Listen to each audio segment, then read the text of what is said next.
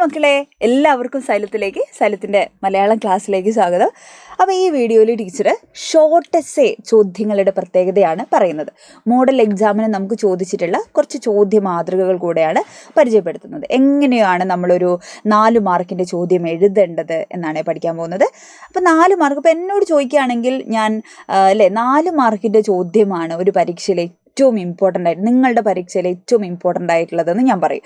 ഞാനൊക്കെ പഠിക്കുന്ന സമയത്ത് എൻ്റെ ടീച്ചർമാർ എന്നോട് പറഞ്ഞു തരാറുള്ളത് 6 മാർക്കിൻ്റെ ചോദ്യം ആദ്യം എഴുതണം, ഏറ്റവും ഇമ്പോർട്ടൻ്റ് 6 മാർക്കല്ലേ എന്ന് പറഞ്ഞു തരാറുണ്ട്. പക്ഷേ ഇപ്പോൾ നമ്മൾ ആലോചിക്കുമ്പോൾ 6 മാർക്കാണ്, 6 മാർക്കിന് 2 എണ്ണം 12 മാർക്കാണ് നമുക്ക് എന്ത് ചെയ്യുന്നത് എസ് ഐക്ക് നമുക്ക് കിട്ടുന്നത്. പക്ഷേ ഷോർട്ട് എസ് ഐക്കോ എത്ര മാർക്ക് കിട്ടുന്നുണ്ട്? 4 മാർക്കിൻ്റെ 5 എണ്ണം നമ്മൾ എഴുതണം. അപ്പോൾ 20 മാർക്ക് എവിടെയാണ്? ഷോർട്ട് എസ്സേയിലാണ്. അതിലൊന്ന് പോയാൽ തീർന്നു ഒന്ന് എഴുതാൻ വിട്ടുപോയാൽ എന്താണ് നമുക്ക് അതിൻ്റെ A+ നമുക്ക് നഷ്ടപ്പെട്ടു. അപ്പോൾ അതുകൊണ്ട് നമ്മൾ ഏറ്റവും പ്രാധാന്യത്തോടു കൂടെ എഴുതേണ്ടത് ഷോർട്ട് എസ്സേയാണ്. ഷോർട്ട് എസ്സേ എഴുതുമ്പോൾ എന്തൊക്കെ കാര്യങ്ങൾ നമ്മൾ ശ്രദ്ധിക്കണം? ഓൾറെഡി ടൈമിൻ്റെ കാര്യമൊക്കെ നമ്മൾ പഠിച്ചു കഴിഞ്ഞു. എന്നാലും ഒന്നുകൂടെ പറയാം. 4 മാർക്കിൻ്റെ ഒരു എസ്സേ എഴുതുന്ന സമയത്ത് അരപ്പുറത്തിലാണ് നമ്മൾ എഴുതേണ്ടത്. അരപ്പുറം എന്ന് പറഞ്ഞു കഴിഞ്ഞാൽ ഒരു പേപ്പറിൻ്റെ അരപ്പുറമാണ്. അതിൽ ഇത്രയുമാണ് അരപ്പുറമായിട്ട് വരുന്നത് 1, 2 പാരഗ്രാഫ് 3 പാരഗ്രാഫ് നിങ്ങൾക്ക് എഴുതാം. മാക്സിമം ഒരു 4, 5 പോയിന്റുകളൊക്കെ നമുക്ക് ഉൾപ്പെടുത്താം. അതുപോലെ എഴുത്തുകാരൻ ഏത് പാഠഭാഗമായിട്ടാണ് ചോദിക്കുന്നതെന്ന് വെച്ചാൽ പാഠഭാഗമായിട്ടുള്ള ചോദ്യങ്ങളാണ് അധികം ഉണ്ടാവുക. അപ്പോൾ എഴുത്തുകാരൻ, പാഠഭാഗം അതിൻ്റെ സവിശേഷത, അതൊരു ഇൻട്രൊഡക്ഷനായിട്ട് നമുക്ക് കൊടുക്കണം. പിന്നെ നമ്മൾ പാരഗ്രാഫ് തിരിച്ചാണ് ആ ചോദ്യത്തിൻ്റെ ഉത്തരങ്ങൾ നമ്മൾ എഴുതേണ്ടത്. അപ്പോൾ നമുക്ക് മോഡൽ എക്സാമിന് ചോദിച്ചിട്ടുള്ള ഒരു ചോദ്യങ്ങൾ കുറച്ച് ചോദ്യങ്ങൾ എന്ത് ചെയ്യാം നമുക്കൊന്ന് പരിചയപ്പെടാം. 9 മുതൽ 14 വരെയുള്ള ചോദ്യങ്ങളിൽ 5 എണ്ണത്തിന് ഉത്തരം എഴുതുക അരപ്പുറം വീതം.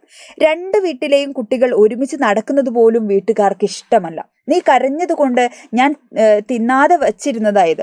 നീ തിന്നാലേ ഞാനും തിന്നുകൊള്ളൂ. അവളുടെ മുഖം തെളിഞ്ഞു. ഏതാണ്?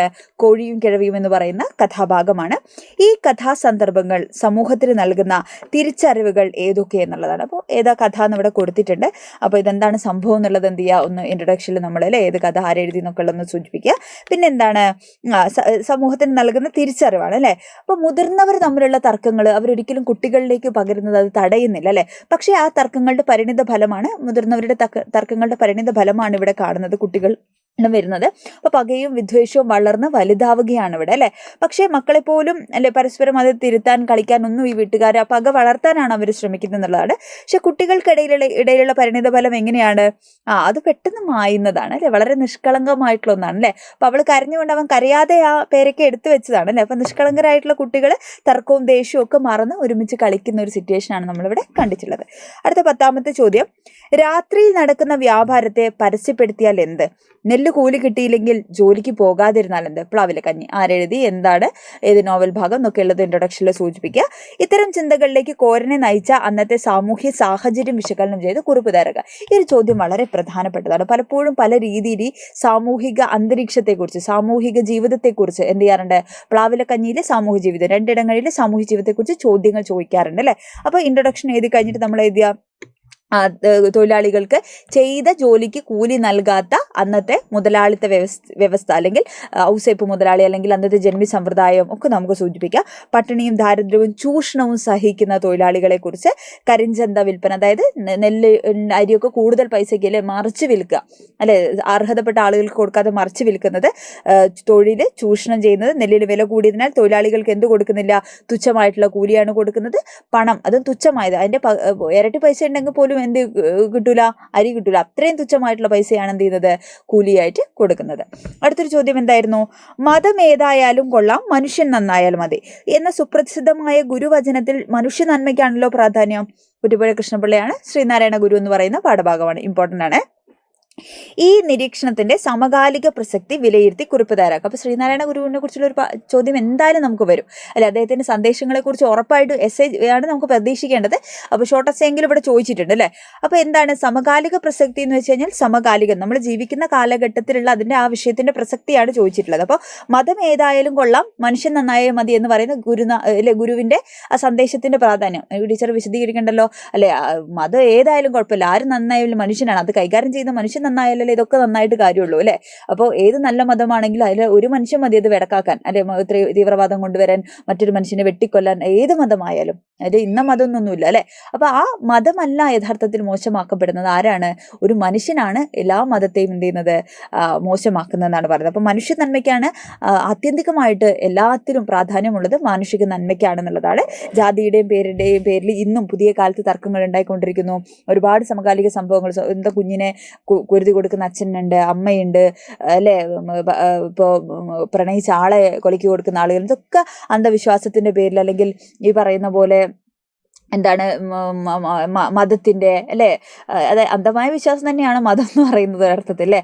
ഇങ്ങനെ തലയ്ക്ക് ബോധമില്ലാത്ത ഒരുപാട് ആളുകൾ ഇന്നും നമ്മളുടെ ചുറ്റും ജീവിക്കുന്നുണ്ട് എന്നുള്ളതാണ്. ഇങ്ങനെ വിഭാഗീയതയുടെ പേരിൽ അല്ലെ സമൂഹം ഇടുങ്ങിയ ചിന്താഗതിയിലേക്ക് 21ാം നൂറ്റാണ്ടിൽ ജീവിക്കുമ്പോഴും വർഷങ്ങൾക്ക് മുമ്പ് നാരായണ ഗുരു ഒക്കെ പറഞ്ഞു വെച്ചിരിക്കുന്ന കാര്യങ്ങൾ വളരെ കറക്റ്റാണെന്ന് നമുക്ക് തോന്നുന്നു. പിന്നെ സ്നേഹം, സാഹോദര്യം, സൗഹൃദം ഇവയ്ക്ക് ഏറെ പ്രസക്തി ഉണ്ടായിരുന്ന നല്ല കാലം അസ്തമിക്കുന്ന ഒരു സൂചനയാണ് ഇന്ന് നമ്മൾ കണ്ടുകൊണ്ടിരിക്കുന്നതെന്ന് നമുക്ക് പറയാം. അടുത്തത്, പണ്ട് പനിച്ചതും അമ്മയെടുത്തുകൊണ്ട് അപ്പടി ഓരോന്ന് കയറി കിതിച്ചതും അന്നത്തെ സൂചിപ്രയോഗത്തിൽ നീച്ചൽ പോലൊന്നും മനസ്സിലൂടപ്പോൾ കടന്നുപോയി. അമ്മത്തൊട്ടിൽ എന്ന് പറയുന്ന കാവ്യഭാഗത്തുള്ള വരിയാണ്. മുതിരുമ്പോൾ മക്കൾ ചിലപ്പോൾ മാതാവിൻ മഹിമ മറക്കും. വി മധുസൂദനൻ നായരാണ്. ഈ വരികളിലെ ആശയം താരതമ്യം ചെയ്തിട്ട് എന്ത് ചെയ്യുക, നിരീക്ഷണങ്ങൾ എഴുതുക. ഓൾറെഡി നമ്മൾ പഠിച്ചാണ് ഈ മാതൃത്വത്തെക്കുറിച്ച് അല്ലെങ്കിൽ വൃദ്ധരായിട്ടുള്ള ആളുകളുടെ പ്രശ്നത്തെക്കുറിച്ച് എന്ത് ചെയ്യുക, എന്തായാലും ഒരു എസ്സേയോ ഷോർട്ട് എസ്സേയോ ഒക്കെ നമ്മളോട് ചോദിക്കുക. അമ്മത്തൊട്ടിൽ എന്ന് പറയുന്നത് വളരെ ഇമ്പോർട്ടൻ്റ് ആയിട്ടുള്ള ഒരു പാഠമാണ്. അപ്പോൾ ഈ പാഠവുമായിട്ട് ഇത്തരം ചോദ്യങ്ങൾ വന്നു കഴിയുമ്പോൾ എങ്ങനെ എഴുതണം, ഏത് പാഠം ആരെഴുതി ഓർമ്മയുണ്ടല്ലോ, അത് എഴുതിക്കോളാം. അമ്മയെ ഉപേക്ഷിക്കാൻ ആശുപത്രിയിലേക്ക് പോകുന്ന മകൻ എന്ത് ചെയ്യാണ്, തീവ്രമായിട്ടുള്ള കുറ്റബോധം വരികയാണ്. കാരണം പണ്ട് പനിച്ച സമയത്ത് അമ്മ എടുത്ത് ഓടിയതും കിതച്ചതും അന്ന് സൂചി വെച്ച വേദന മനസ്സിലൂടെ കുറ്റബോധമായിട്ട് കടന്നു പോവുകയൊക്കെ ചെയ്യാണ് അല്ലേ. അപ്പോൾ ഓർമ്മയിൽ വരുന്ന ഇത്തരം ചിന്തകൾ മകനിൽ കുറ്റബോധം ഉണ്ടാക്കുകയാണ് തീർച്ചയായിട്ടും. മധുസൂദനൻ നായരുടെ വരികളിൽ എന്താ കാണുന്നത് അല്ലെ, വലുതാകുമ്പോൾ അമ്മയെ മറക്കുന്ന ഒരു തലമുറ. അതാണ് നമ്മുടെ സൊസൈറ്റിയിൽ നമ്മളിപ്പോൾ കണ്ടുകൊണ്ടിരിക്കുന്നത്. അച്ഛനമ്മമാരെ വേണ്ടാതെ വൃദ്ധസദനങ്ങൾ കൂടിക്കൊണ്ടിരിക്കുന്ന, മക്കൾ ഉപേക്ഷിച്ചു അമ്പലത്തിലും വഴിയോരങ്ങളിലൊക്കെ ഉപേക്ഷിച്ചു പോകുന്ന, കൊന്നൊടുക്കുന്ന, പട്ടിക്കൂട്ടിലടയ്ക്കുന്ന സംഭവങ്ങൾ നമ്മൾ സമകാലിക വാർത്തകളിലും മാധ്യമങ്ങളിലൊക്കെ നമ്മൾ കണ്ടുകൊണ്ടിരിക്കുകയാണ്. അപ്പോൾ പാരൻസിനെ, വൃദ്ധരായ ആളുകളെ വേണ്ടാത്ത, ഈ മൂല്യങ്ങൾ മറക്കുന്ന, മാനവിക ധർമ്മങ്ങളും മൂല്യങ്ങളും ഒന്നുമില്ലാത്തൊരു തലമുറയായിട്ടാണ് എന്ത് വളർന്നുകൊണ്ടിരിക്കുന്നത് എന്നുള്ളതിൻ്റെ സൂചനകൾ നമ്മൾ കണ്ടുകൊണ്ടിരിക്കുകയാണ് കേട്ടോ. അപ്പം മാതാവിൻ്റെ കിതപ്പുകൾ, സഹനങ്ങൾ, ത്യാഗങ്ങൾ എല്ലാം കുഞ്ഞിന് വേണ്ടിയായിരുന്നു.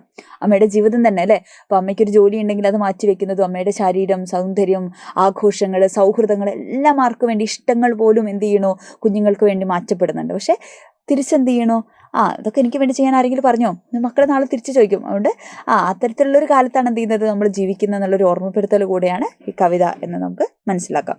അപ്പോൾ ഇത്രയും ഷോർട്ട് എസ്സേ ചോദ്യങ്ങളാണ്. അത് എഴുതേണ്ട രീതി മനസ്സിലായല്ലോ. പരീക്ഷയിൽ ഏറ്റവും പ്രധാനപ്പെട്ടതും എന്താണ്, 4 മാർക്കിൻ്റെ ചോദ്യങ്ങളാണ്. ഈ പറഞ്ഞ ചോദ്യങ്ങളൊക്കെ വളരെ പ്രധാനപ്പെട്ട ചോദ്യഭാഗങ്ങൾ കൂടെയാണ്. ഓക്കെ, അപ്പോൾ എന്ത് ചെയ്യുക, ഉഷാറായിട്ട് പഠിക്കുക.